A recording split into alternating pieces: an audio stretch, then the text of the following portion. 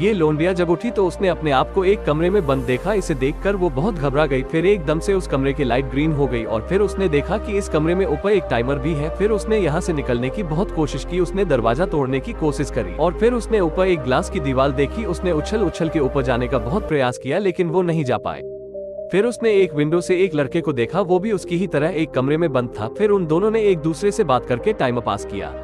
तभी वो टाइमर खत्म होने वाला था और रूम की लाइट रेड हो गई और उस लड़के ने विंडो खोलने का प्रयास किया लेकिन तब तक टाइमर खत्म हो गया। उस लौंडिया को बहुत गुस्सा आया। वो समझ गई जब वो शांत होगी तब रेड लाइट ऑन होगी। फिर उसने रेड लाइट को ऑन किया और फिर उसे एक पिस्तौल मिली। उसने सोचा कि मैं सुसाइड कर लूं लेकिन फिर उसने रस्सी से निकलने का प्रयास किया और वो निकल गई लेकिन उस लड़के ने सुसाइड कर लिया जो इसके साथ बंद था। फिर वो बाहर निकली और उसे पता चला ये एक एड शूट चल रहा था और वो एक रोबोट है। उसकी टेस्टिंग हो रही थी कि उसमें ह्यूमन की तरह इमोशंस है या नहीं। तभी उस रोबोट लौंडिया ने उस मैनेजर को मारने का प्रयास किया। तभी उस मैनेजर ने उसे अपने टैबलेट्स